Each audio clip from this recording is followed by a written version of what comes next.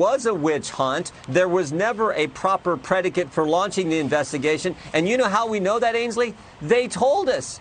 The Obama-Biden intelligence community told us, and they didn't want to tell us, but thanks to Rick Grinnell, who released their sworn testimony, we have all what they said. We now have what Peter Strzok said, but we already have seen what Susan Rice said. Susan Rice says there was never any evidence of a conspiracy.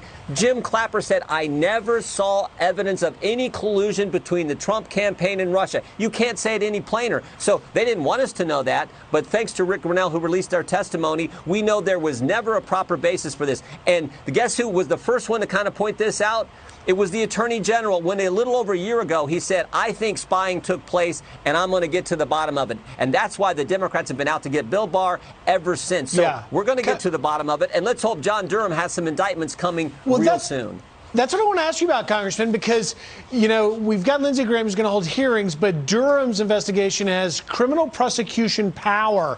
And the documents just released, the 56, 7 pages of interviews with Christopher Steele's primary subsource and Strzok's notes essentially suggest that the FBI mischaracterized the Steele dossier to pursue Carter Page and that there may be illegal criminal behavior here. Do you believe Peter Strzok or others should be prosecuted criminally? Yes, definitely. Remember, you don't have to take my word for it. You don't have to take take the Inspector General's word. He said they lied not once, not twice, not 3 times, 17 times. They lied to the FISA court when they took the dossier there to get the warrant to go spy on a fellow American citizen. So heck yes, when you do something that egregious, there should be consequences. People should be held accountable. And I love what the Chief of Staff at the White House said, Mr. Meadows, on Sunday. He says he thinks it's coming soon and he believes there's going to be indictments. Let's hope so, because the number one question, I've said this many times on your show and others, number one question I get from constituents in the 4th District of Ohio and around the country is,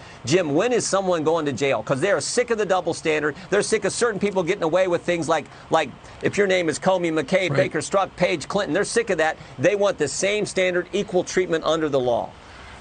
It is hard to get your head around what you are alleging and what we're seeing documents suggest happen, where an outgoing administration, Democratic administration, essentially spied on the Republican candidate for president and continued it even though there was no realistic basis on or predicate to base the investigation upon. Yeah, and look what they did between Election Day 2016 and Inauguration Day January 27. In that 2-month time period, look what they did to Michael Flynn. And why'd they do it? Because they knew the former head of the Defense Intelligence Agency, Michael Flynn, would figure out what they did. So they had to go get Michael Flynn. Yeah. That was the real thing. That became the cover-up.